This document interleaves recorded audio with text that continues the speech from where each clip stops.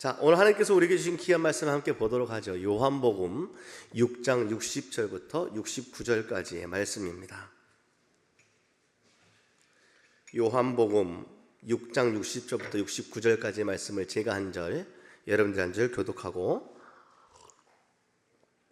마지막 절은 함께 읽도록 하겠습니다. 제자 중 여럿이 듣고 말하되 이 말씀은 어렵도다. 누가 들을 수 있겠느냐 한데 예수께서 스스로 제자들의 입을 스며내어 수군거리는 줄 아시고 이르시되 이 말이 너희에게 걸림이 되느냐. 그러면 너희는 인자가 이전에 있던 곳으로 올라가는 것을 본다면 어떻게 하겠느냐. 살리는 것은 영이니 육은 무익함이라. 내가 너희에게 이른 말은 영이요 생명이라.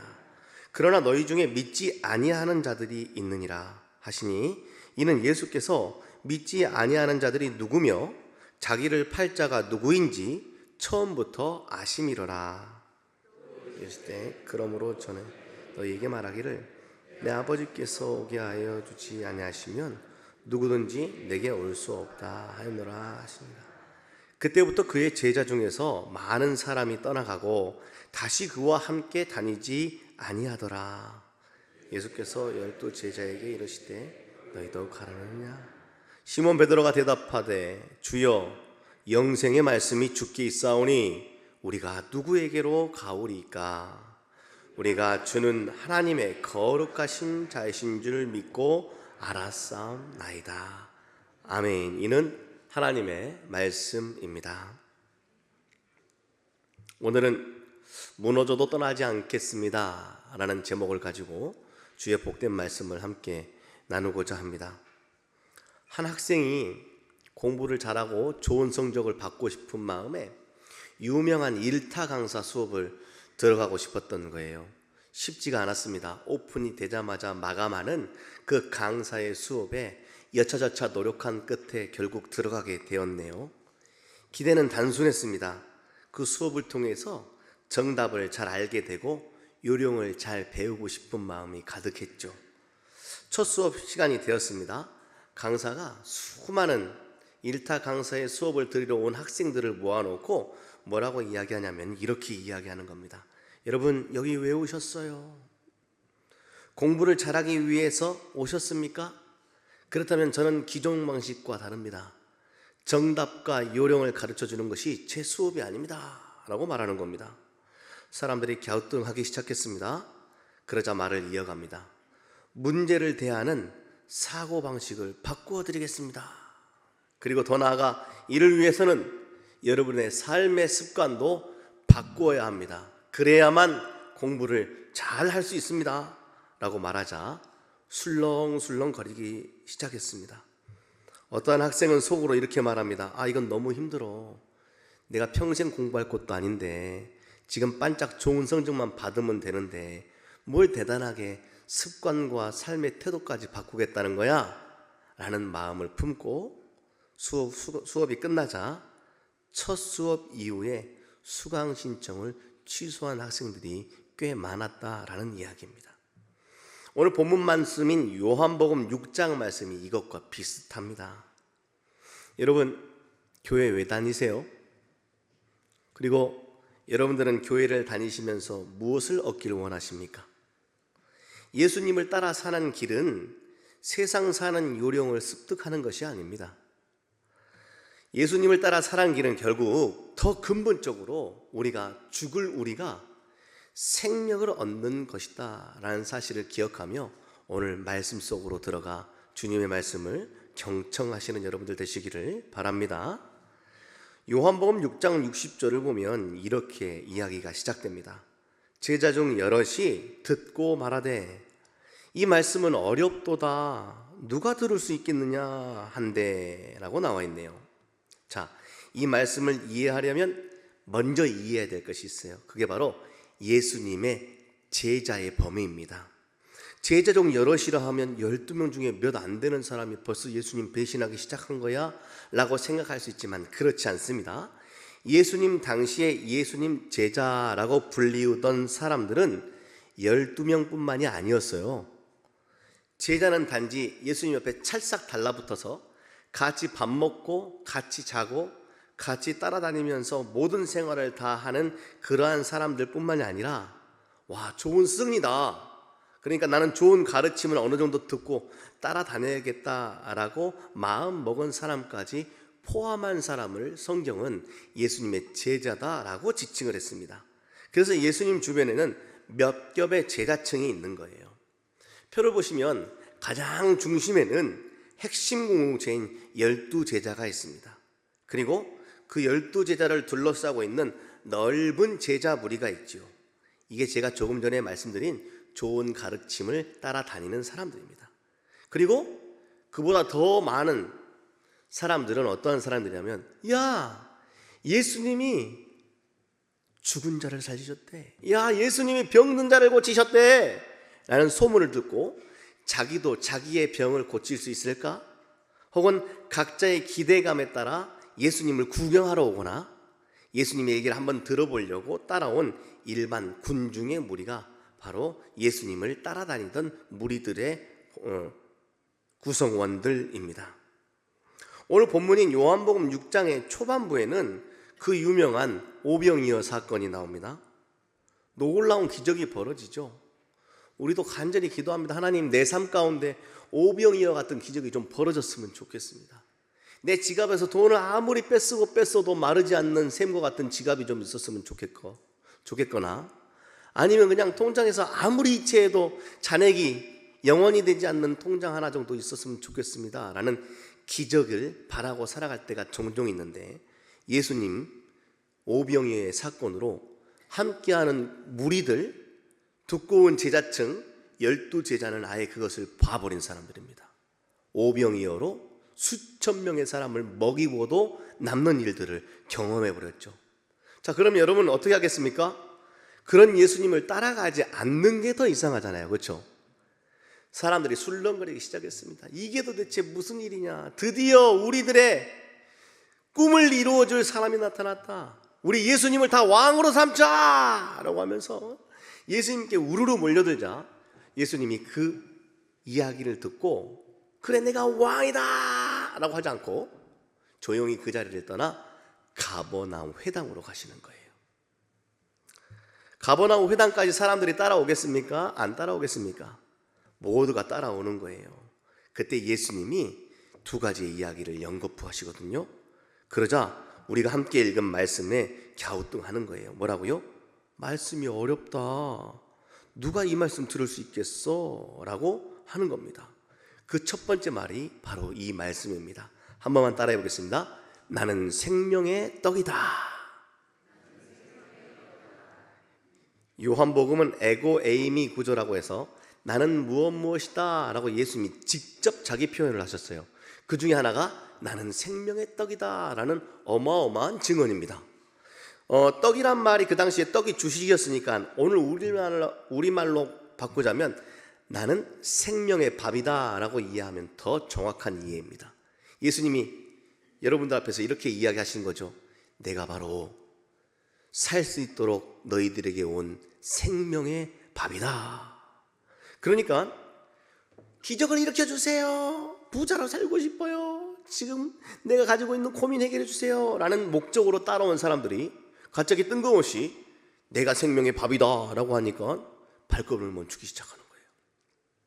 더 나아가서 예수님 뭐라 말씀하시냐면 내 살을 먹고 내 피를 마시는 자라야 영생을 얻을 것이다 라고 충격적인 표현을 더 하니까 이 말씀을 듣고 결국 성경이 뭐라고 이야기하냐면 논쟁 끝에 다투기까지 했더라 라고 말하며 결국 예수님을 떠나는 일들이 일어나 버렸다라고 66절은 이 상황을 단호하게 전해줍니다. 이렇게 나와 있죠. 그때부터, 언제부터요? 예수님이 따라오는 무리들 가운데 가버나움 회당에서 자신을 실질적으로 증언한 그때부터 제자 중에서 많은 사람이 떠나가고 다시는 그와 함께 다니지 아니하였더라라고 말하고 있습니다. 떠난 시점이 참 중요해요. 떠난 시점이 언제라고요? 오병이어의 기적이 일어날 때 사람들이 떠나던가요? 그때는 뭐였죠? 근데 예수님이 자신에 대한 참된 진리의 말씀을 했을 때는 사람이 떠나는 겁니다. 그래서 이 시대에 교회 안에 누가 있느냐도 중요하지만 교회를 떠나는 사람이 있는 것은 자연스러운 일들 중에 하나인 것 같아요. 오병이어의 기적을 보고서도 예수님을 떠나는데 그렇지 않습니까? 오늘은 이들이 도대체 왜 예수님을 떠났는지를 한번 살펴보며 우리는 정말 예수님 곁에 딱 달라붙어 있을 수 있는 사람인가를 한번 점검해 볼 수 있는 말씀의 시간이 되시기를 바랍니다. 자, 중요한 게 한 가지가 있어요. 여기서 예수님을 떠나서 다시는 예수님과 함께하지 않았던 그 제자라고 표현된 사람들은 그냥 믿음 부족한 몇몇의 사람들이 아니에요. 나름대로 예수님을 진지하게 따르려고 작정했던 사람들입니다. 그럼에도 불구하고 예수님을 떠나버리는 그들의 걸림돌이 되었던 것은 도대체 어떠한 삶의 주제였을까요? 오늘 여러분들에게도 이러한 걸림돌이 완전하게 부서지고 예수님을 온전하게 붙들 수 있는 은혜의 시간이 오늘 말씀의 시간이 되었으면 좋겠어요. 여기서 우리가 자세히 알 수 있는 것은 먼저 종교적 진정성만으로 제자의 길을 끝까지 걸어갈 수 없다는 것입니다. 사람은 여러 가지 마음으로 교회에 나오게 되어 있죠. 근데 한 가지 확실한 것은 하나입니다. 처음부터 알아서 나오는 사람은, 혹은 처음부터 믿어서 교회에 나온 사람은 아무도 없습니다. 나와서 믿게 되는 것이죠. 그것처럼 예수님을 통하여서 몰랐던 예수님의 놀라운 일들을 바라보고 예수님 곁에 머물게 됐지만 그들의 마음에 종용적인 진정성과 알고 싶다라는 호기심과 여러 가지 예수님 참 좋은 분이신 것 같아라는 어떤 감정적인 모음만으로 예수님이 원하시는 참된 생명의 길을 끝까지 걸어가기란 쉽지가 않다라는 거예요. 그러니 내가 혹시 믿음의 생활을 종교적 감수성만으로 하고 있는 건 아닐까라는 고민을 해보아야 하고, 이러한 고민은 오늘 본문처럼 예수님의 진리의 말씀이 나 앞에 떡 놓여져 있을 때 판가름이 납니다. 내가 무엇을 붙들고 믿음 생활을 하고 있는 사람인지. 이를 위하여서 요한복음 6장 전체를 한번 살펴보고자 해요. 오병이어 사건 이후에 예수님은 자신을 아까 뭐라고 이야기했다고요? 생명의 떡, 밥이다 라고 하셨습니다. 함께하는 제자들이 우선 생명의 떡이란 말도 잘 이해하지 못했는데 엎친 데 덮친 격으로 다음과 같은 38절의 말씀을 더 하셨어요. 이렇게 말씀하십니다. 내가 하늘에서 내려왔다라고 말씀하신 거예요. 그래서 사람들이 수군거렸다네요. 우선 수군거리는 건 좋은 건 아닙니다. 예수님이 수군거리는 것 자체를 멈추라고 하셨기 때문에 그렇습니다. 근데 저는 이 사람들의 수군거림이 좀 이해가 돼요. 왠 줄 알아요? 예수님이 분명히 하늘에서 내려왔다라고 했는데 예수님 그 동네 사람이에요. 그래서 예수님이 아빠가 누군지 그 동네 사람이 다 알아요. 그러니 성경을 보니 이렇게 나와요. 요셉의 아들 예수가 아니냐? 그런데 어찌 하늘에서 내려왔다 하느냐? 내가 어렸을 때부터 봐왔던 예수 아니냐? 내가 그 집안 다 잘 아는데 어찌 하늘에서 내려왔다 하느냐? 라고 물음표가 딱 붙는 거예요. 신뢰가 확 떨어졌나 봅니다. 그들에게 더 이해할 수 없는 말 또 이어지잖아요.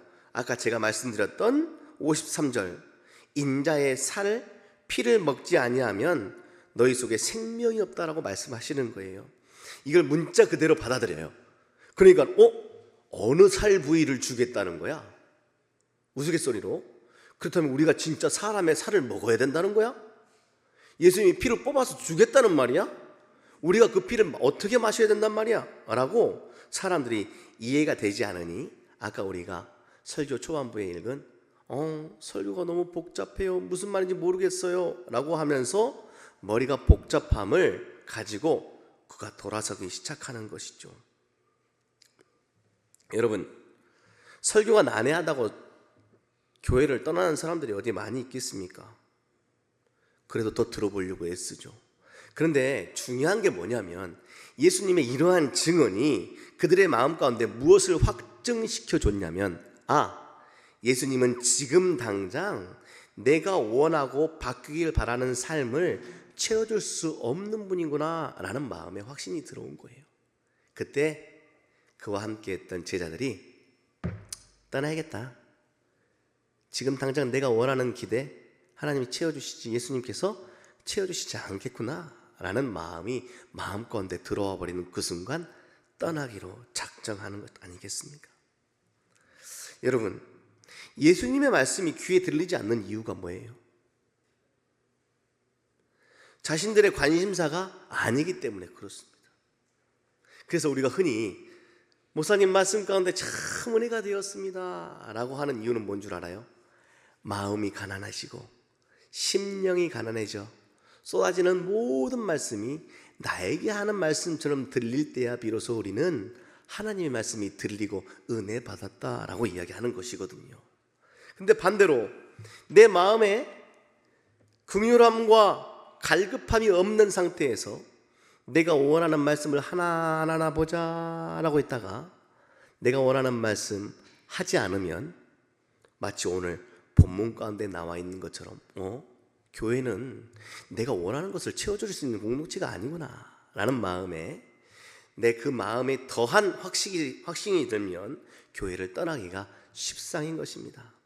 제가 다시 한번 여러분께 여쭤볼까요? 여러분들은 교회 왜 다니십니까? 여러분들은 교회를 다니면서 채워지길 바라는 여러분들의 기대는 무엇입니까? 결국 예수님을 떠난 제자들은 예수님을 통해서 세상을 바꾸고 싶었던 사람들이었어요. 그냥 지긋지긋한 종살이로부터 억압으로부터 벗어나고 싶은 마음, 그래서 유대의 독립, 사회의 개혁, 그리고 내가 지금 살아가고 있는 이 험난한 현실의 반전, 오늘날 우리의 삶으로 말하자면 지금의 나의 고단한 삶이 해결되길 바라는 간절한 마음이 있었는데 예수님이 그걸 해결해 줄 수 있는, 아니 당장 해결해 줄 수 있는 분으로 그들 눈에는 보이지 않았나 봅니다. 여러분들에게 있어서 예수님은 어떠한 분이십니까?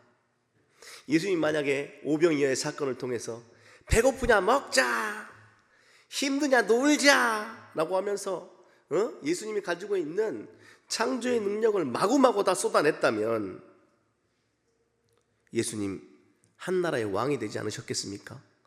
근데 오히려 예수님은 그렇게 하지 않으시고 다르게 말씀하셨잖아요. 6장 54절의 말씀을 다 같이 한번 읽어볼까요? 시작. 내 살을 먹고 내 피를 마시는 자는 영생을 가졌고 마지막 날에 내가 그를 다시 살릴 것이다 라고 말씀하셨습니다. 함께 모인 사람들이 묻죠. 지금 당장 먹고 살기 어렵고 힘들어 죽겠는데 왜 마지막 날은 또 뭡니까? 내가 지금 예수님 따라온 이유는 조금 전에 오병이어 사건처럼 지금 저 먹여달라고요? 저 지금 아픈데 낫게 해달라고요? 따라왔는데 마지막 날 때까지 기다리라군요. 기다리라니요. 언제까지 기다려야 됩니까? 지금 당장이 아니라고요? 내가 아니라고요? 그렇다면 떠나겠습니다. 여러분,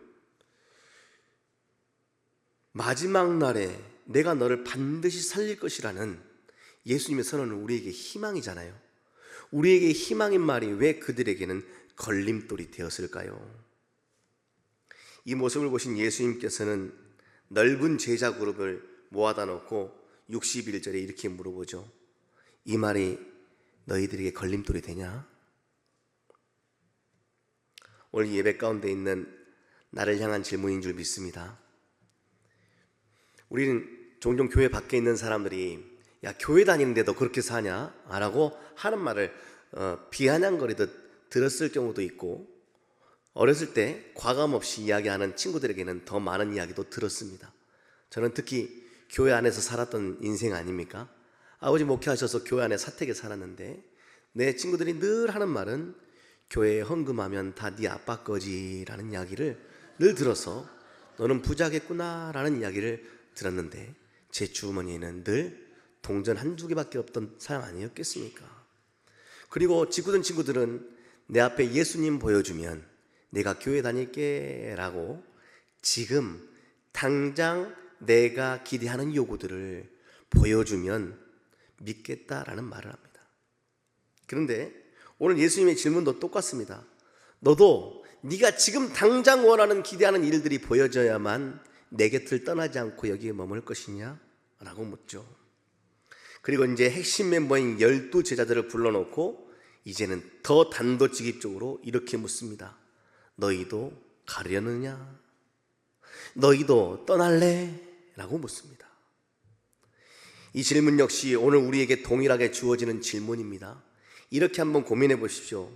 예수님이 원하는 것을 주시지 않을 때, 예수님이 내가 기대하는 방식으로 일하지 않으실 때, 나는 마음속으로 당장이라도 떠날 준비를 하고 있는 예배자는 아닌지 한번 되새겨보는 시간 되어야 할 것입니다. 자, 이제 시몬 베드로의 대답에 집중해 봅시다. 이 질문들을 뚫어내고 그 떠난 공허한 자리를 우뚝 세우고 가득 채우는 예수님의 복된 대답, 우리들의 고백이 되기를 간절히 바라는 이 대답을 우리가 이 시간 다 같이 한 목소리로 함께 읽겠습니다. 시몬 베드로가 대답하되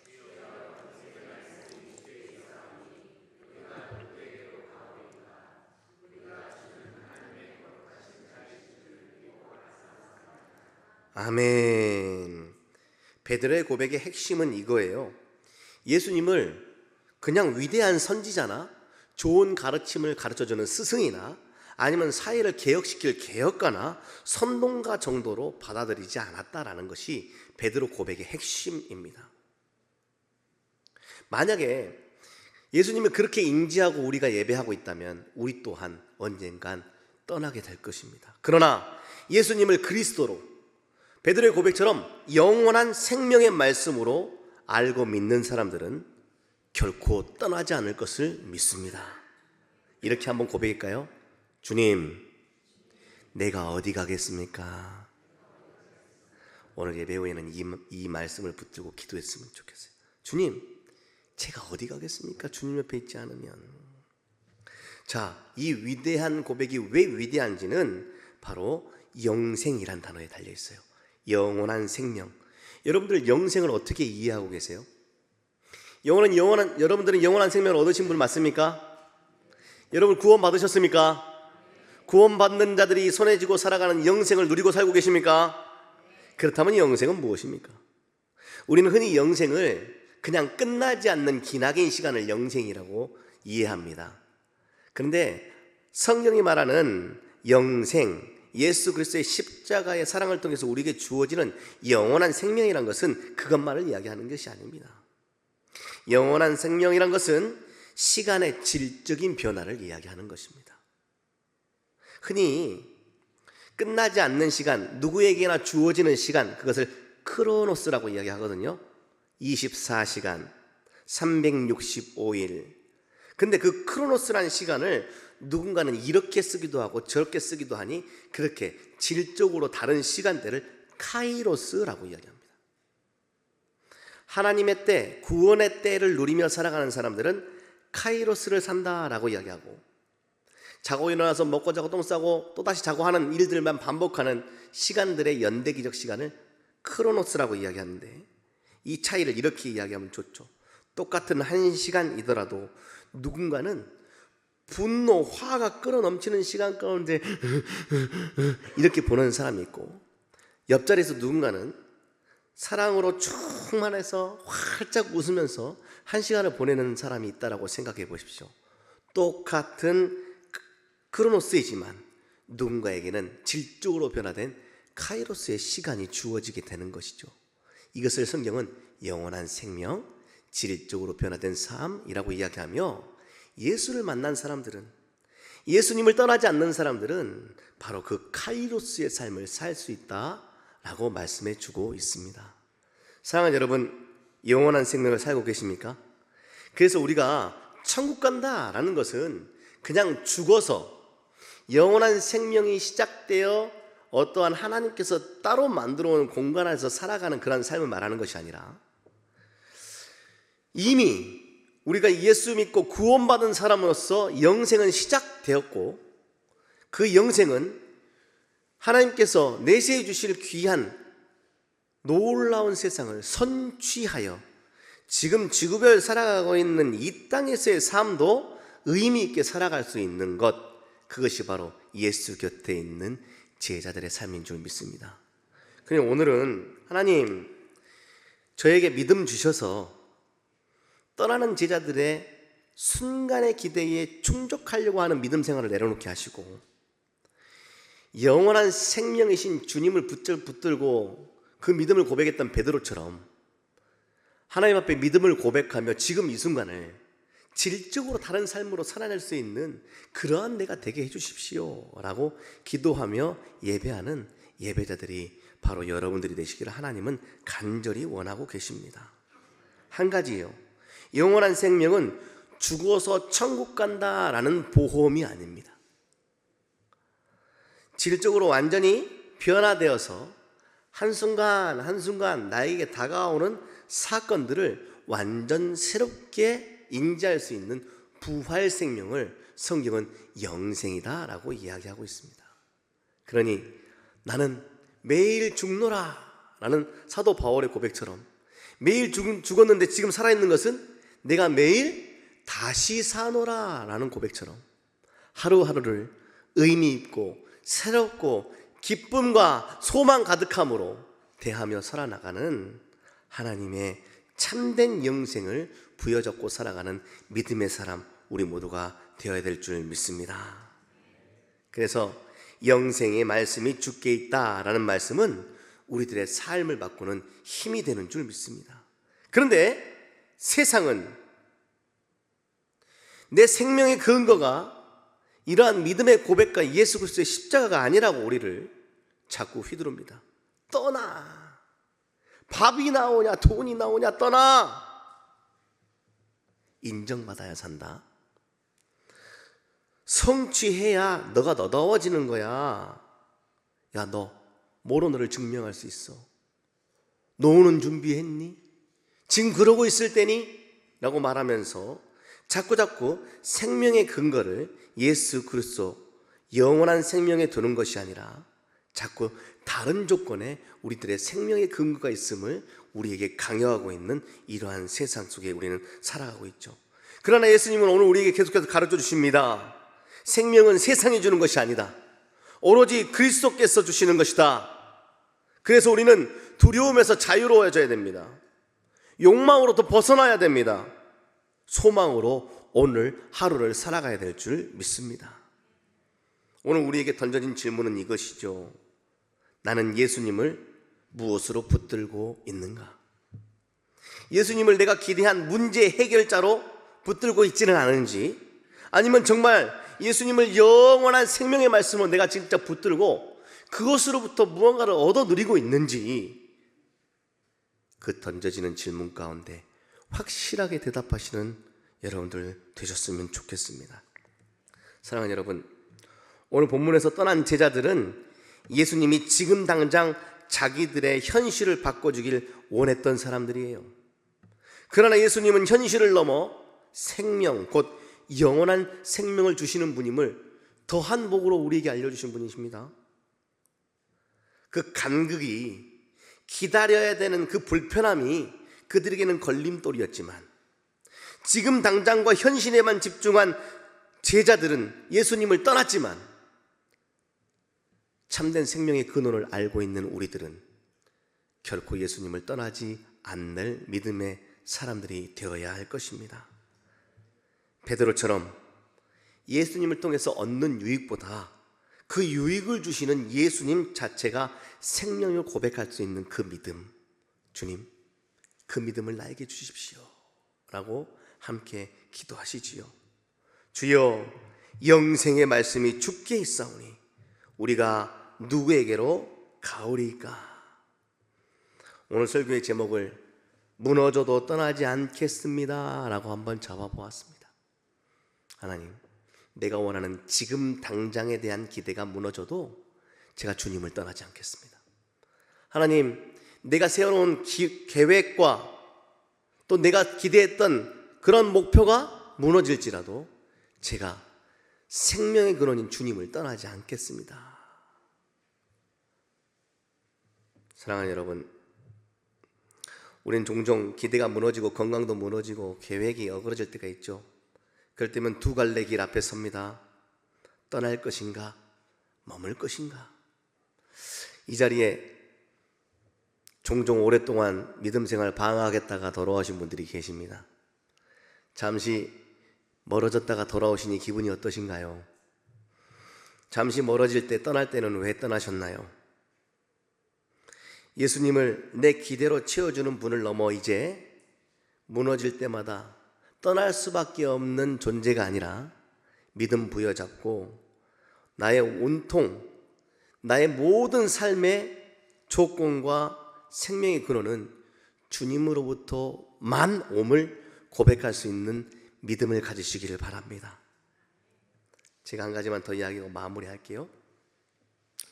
성경 가운데 오늘 많은 제자들이 떠났지만 예수님을 떠난 유명한 한 사람이 있습니다. 누군지 아십니까?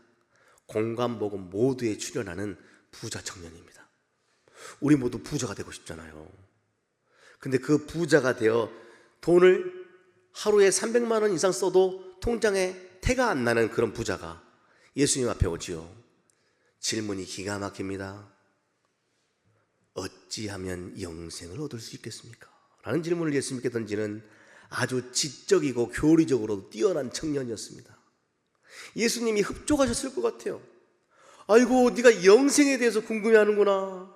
여기 있는 애들은 다 당장 기대에 부응해 줄 것들만 먹을 것 달라고 하고 아픈 거 고쳐달라고 말하는데 너는 나에게 와서 영생이 무엇인지를 물어보면 그 수준이구나. 좋다, 부자 청년아. 그럼 내가 영생의 길을 알려줄게. 아, 넌 때마침 부자구나.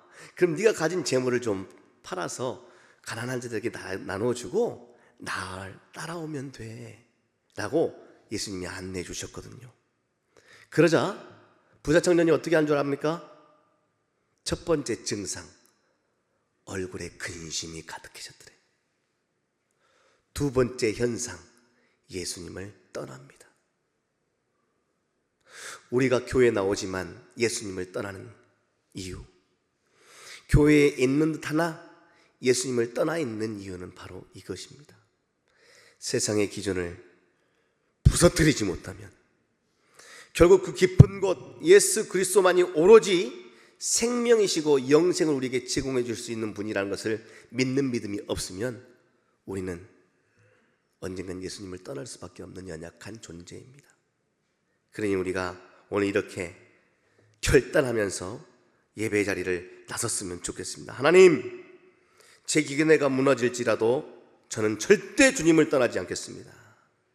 주님, 제 건강이 무너질 때라도 저는 절대 주님을 떠나지 않겠습니다.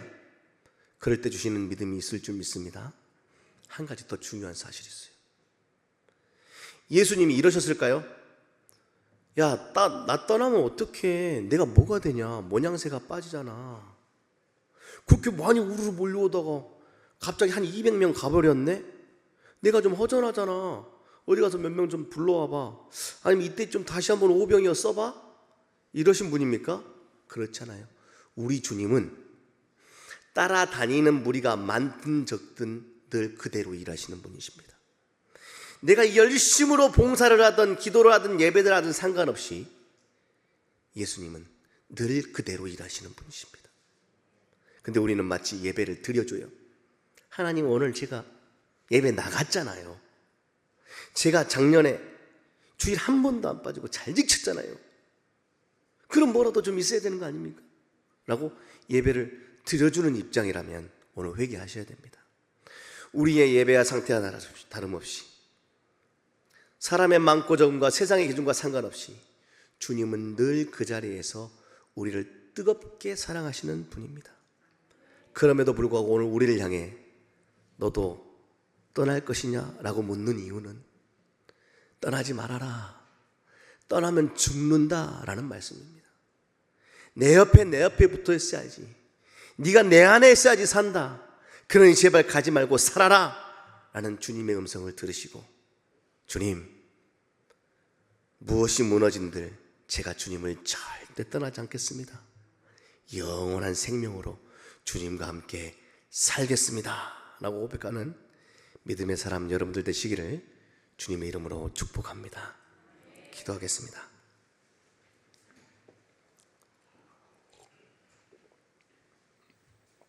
하나님, 오늘도 우리에게 영생의 말씀을 선물해 주시니 참으로 감사합니다. 우리의 마음은 늘 그렇게 조급했습니다. 지금 당장 주세요. 지금 내 기대를 빨리 채워주세요. 그렇지 않으면 저 떠날 겁니다. 라고 주님 앞에 마치 협박하듯 예배했고 주님 앞에 강요하며 기도하지는 않았습니까? 그럼에도 불구하고 주님은 떠나지 말아라. 지금 당장이 아닐지라도 떠나지 말아라. 내가 곧 너를 살게 하는 생명의 떡이다. 그러니 와서 내 살과 피를 먹고 생명을 얻어누리라 라고 말씀하시는 주님의 말씀을 듣습니다. 주님, 떠나지 않겠습니다. 주님, 세상의 기준이 무너져도 절대 주님을 떠나지 않겠습니다. 주여, 영생의 말씀이 주께 있는데 내가 누구에게 가겠습니까? 이 고백을 한 주간 풍성하게 주님께 올려드리며 참된 믿음 위에서 영원한 생명, 질적으로 변화된 삶을 누리며 살아가는 믿음의 예배자들 될 수 있도록 주여 우리들의 마음을 붙들어 주시옵소서. 감사드리며 예수님의 이름으로 기도합니다. 아멘.